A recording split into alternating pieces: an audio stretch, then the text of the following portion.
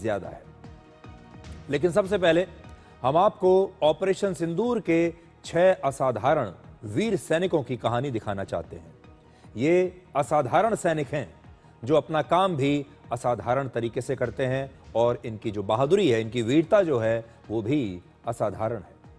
Operation सिंदूर में शामिल भारत के 6 जांबाज जवानों को वीर चक्र से सम्मानित किया गया है और कल रात यानी 21 अक्टूबर को भारत सरकार ने पहली बार ऑपरेशन सिंदूर में इन बहादुर जवानों की भूमिका और उनकी अद्भुत वीरता के बारे में खुलकर बताया है।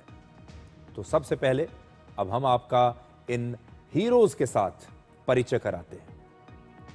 हमारे सबसे पहले नायक हैं भारतीय वायुसेना के ग्रुप कैप्टन रणजीत सिंह सिद्धू, जिन्हें उनकी वीरता और साहस के लिए वीर चक्र से सम्मानित किया गया है। Group captain Sidhu Rafale fighter jet की पहली और बहुत ही प्रतिष्ठित नंबर 17 स्क्वाड्रन के कमांडिंग ऑफिसर हैं और इस स्क्वाड्रन को गोल्डन एरोज भी कहा जाता है।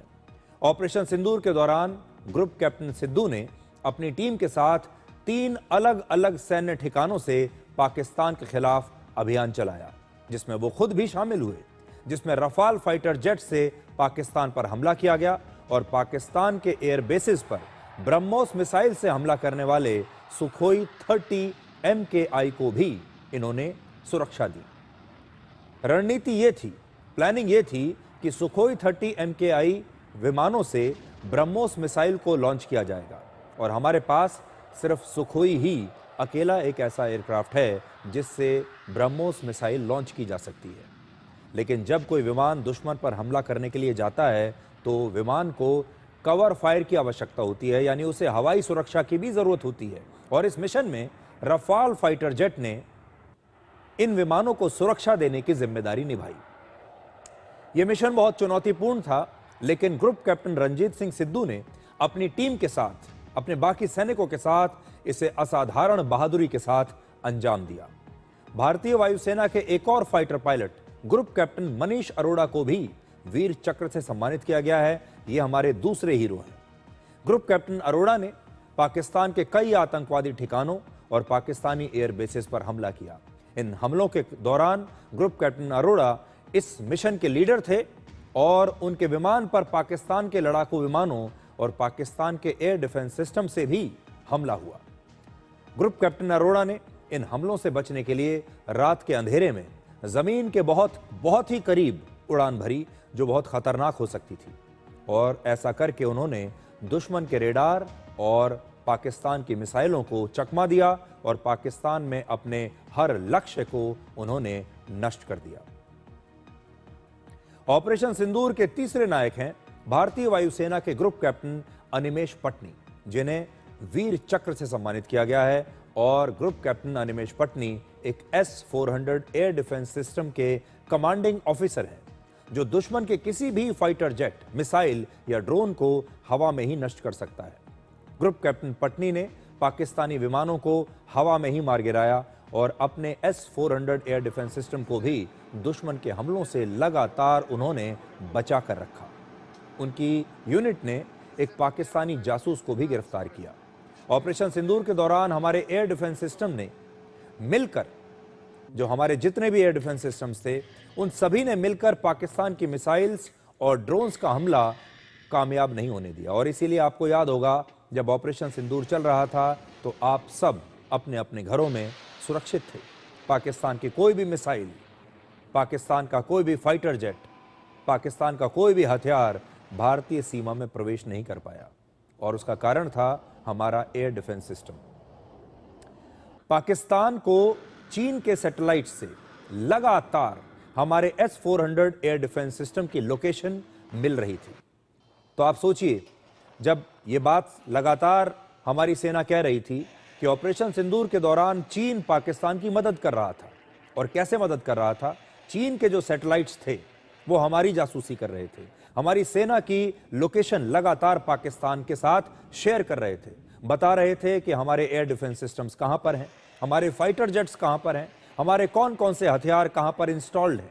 ये सारी जानकारी पाकिस्तान को मिल रही थी चीन के सैटेलाइट से। और इस बार भी जो चीन का सैटेलाइट है वो लगातार S-400 के बारे में पाकिस्तान को जानकारी दे रहा था और ये जानकारी मिलने के बाद पाकिस्तान ने कई बार हमारे S-400 डिफेंस सिस्टम्स को निशाना बनाने की पूरी कोशिश की। जहां जहां भी उन्हें लोकेशन मिलती थी वो उस लोकेशन पर लगातार हमला करते थे। हालांकि चीन के सैटेलाइट्स की रेंज में आते ही ग्रुप कैप्टन अनिमेश पटनी की टीम लगातार अपने S-400 एयर डिफेंस सिस्टम की लोकेशंस को बदल रहे थे। तो देखिए कैसे ये बहुत दिलचस्प बात है, बड़ी दिलचस्प कहानी है कि जैसे ही चीन के सैटेलाइट्स हमारे देश के ऊपर से निकलते थे, गुजरते थे और वो हमारी लोकेशन को देखते थे, हमारी जो सेना है, वायुसेना, वो लगातार अपने एयर डिफेंस सिस्टम की लोकेशन को उसके बाद बदल देते थे और पाकिस्तान के पास जो लोकेशन पहुंचती थी वो पुरानी लोकेशन पहुंचती थी। पाकिस्तान उस लोकेशन पर हमला भी करता था, लेकिन तब तक हमारे जो सैनिक हैं, हमारी सेना अपने S-400 डिफेंस सिस्टम्स की लोकेशन को बदल देती थी, जिससे पाकिस्तान के सारे हमले फेल हो गए। आपको याद होगा ऑपरेशन सिंदूर के दौरान हमारे S-400 एयर डिफेंस सिस्टम्स ने 300 किलोमीटर से भी ज्यादा दूरी पर पाकिस्तान के एक विमान को मार गिराया था और ये पूरी दुनिया में एक रिकॉर्ड है। इससे पहले किसी एयर डिफेंस सिस्टम ने 300 किलोमीटर की दूरी से किसी दूसरे विमान को नहीं मारकर गिराया है। तो ये हमारे सारे वीर सैनिक अभी तक जो थे ये वायुसेना के थे, जिन्हें वीर चक्र से सम्मानित किया गया है, जिनकी कहानी हमने अभी आपको बताई।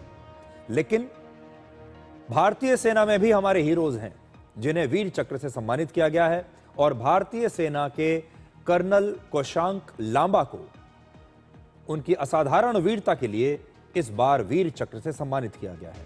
ऑपरेशन सिंदूर के दौरान कर्नल लांबा ने बहुत ही कम समय में अपनी M777 अल्ट्रा लाइट होवित्जर तोपों को हवाई रास्ते से सीमा पर तैनात किया, यानी इन्हें किसी हेलीकॉप्टर में रखकर ले जाया गया। M777 अल्ट्रा लाइट होवित्जर तोप का वजन बहुत कम होता है और इसे भारतीय वायुसेना के चिनूक हेलीकॉप्टर्स की मदद से सीमा पर किसी भी मुश्किल से मुश्किल इलाके में तैनात किया जा सकता है और इस बार हमने यही किया। हेलीकॉप्टर्स में पहले इन्हें रखा और फिर सही जगह पर जाकर तैनात कर दिया, वो भी बहुत ही कम समय में। और ये जो तोप है ये करीब 40 किलोमीटर की दूरी तक बिल्कुल सटीक हमला करती है। दुश्मन की भारी गोलाबारी के बावजूद कर्नल लांबा की यूनिट ने अपनी तोपों से लगातार हमला करके पाकिस्तान के कई ठिकानों को नष्ट किया और बड़ी संख्या में आतंकवादियों को भी मार गिराया। ऑपरेशन सिंदूर के हमारे 5वें नायक हैं भारतीय सेना के लेफ्टिनेंट कर्नल सुशील बिष्ट, जिन्हें उनके असाधारण साहस के लिए वीर चक्र से सम्मानित किया गया है। लेफ्टिनेंट कर्नल बिष्ट ने अपने तोपखाने की मदद से आतंकवादियों के ठिकानों पर बिल्कुल सटीक हमला किया और उसे पूरी तरह से नष्ट कर दिया। इस हमले की प्लानिंग के लिए उन्होंने लगातार सैटेलाइट की तस्वीरों का इस्तेमाल किया, लगातार जो लेटेस्ट टेक्नोलॉजी उनके पास थी, स्पेस टेक्नोलॉजी, उसका इस्तेमाल किया। यानी भारतीय सेना टेक्नोलॉजी का इस्तेमाल करके इस बार पाकिस्तान से लगातार 2 कदम आगे चल रही थी। तो ये हुए हमारे 5 हीरो। अब देखिए ऑपरेशन सिंदूर के हमारे 6ठे हीरो हैं भारतीय वायुसेना के स्क्वाड्रन लीडर रिजवान मलिक, जिन्होंने ऑपरेशन सिंदूर के सबसे खतरनाक ऑपरेशंस में से एक को अंजाम दिया था और इस हमले के समय वो पाकिस्तान की मिसाइल्स और दूसरे हथियारों की रेंज में थे। यानी उनके विमान पर किसी भी समय पाकिस्तान से हमला हो सकता था। वो पाकिस्तान के रेडार के रेंज में थे और उनकी जान हर पल खतरे में थी। इसके बावजूद उन्होंने अपनी परवाह किए बिना 2 हमले किए और पाकिस्तान के 2 लक्ष्यों को, 2 टारगेट्स को नष्ट कर दिया। अब जरा कल्पना कीजिए, इतने बड़े खतरे के बाद भी उन्होंने एक के बाद एक 2 हमले किए। यह ऐसा समय होता है जब इंसान का दिमाग चलना बंद हो जाता है, जब डर सामने आ जाता है, मौत सामने आकर खड़ी हो जाती है और उस समय किसी के भी हाथ पांव फूल जाएंगे। और इसीलिए हम कहते हैं कि ये जो सारे हमारे नायक हैं ये असाधारण है और इसी असाधारण बहादुरी के लिए स्क्वाड्रन लीडर रिजवान मलिक को वीर चक्र से सम्मानित किया गया है। और मैं बार बार आज ये जो कहानी आपके लिए लेकर आया हूं, खास तौर पर हमारे देश के जो युवा हैं उन्हें तो ये कहानी जरूर देखनी चाहिए। आप फिल्में देखते हैं, आगे चलकर आप देखिएगा इन जो हमारे जो नायक हैं, ये हमारे हीरो हैं, इनके ऊपर फिल्में बनेंगी। आप थिएटर में टिकट खरीद कर इनके ऊपर फिल्म देखने के लिए जरूर जाएंगे। हो सकता है वो फिल्म सुपरहिट भी हो जाए और उसमें आपको इनकी भूमिका निभाने के लिए बड़े बड़े एक्टर्स दिखाई देंगे और थोड़े दिन के बाद आप उन्हीं एक्टर्स के लिए तालियां बजाएंगे। आप उन्हीं एक्टर्स को अपना असली हीरो भी मान बैठेंगे। लेकिन फिर आपसे मैं ये कहता हूं कि हमारे असली हीरो एक्टर्स नहीं हैं, हमारे असली हीरो ये वीर जवान हैं, ये असाधारण लोग हैं, ये असाधारण स्थितियों में असाधारण बहादुरी के साथ काम करते हैं और ये असाधारण रूप से निडर हैं। इन्हें मौत से डर नहीं लगता। सामने मौत खड़ी होती है तब भी इनके हाथ कांपते नहीं हैं और इनके निशाने तब भी चूकते नहीं हैं। इसलिए इनसे सीखने वाली बात है। सीखना तो आपको चाहिए ही, आज इनका शुक्रिया भी कहना चाहिए, इन्हें सलाम करना चाहिए, क्योंकि इन्हीं की वजह से पाकिस्तान का कोई भी निशाना आपके घर तक नहीं लगा। पाकिस्तान की एक मिसाइल, एक ड्रोन भारत की सीमा के अंदर आपके घर तक नहीं आ पाई। इसलिए आप सब की तरफ से आज मैं इन वीर सैनिकों को सलाम करता हूं, सल्यूट करता हूं।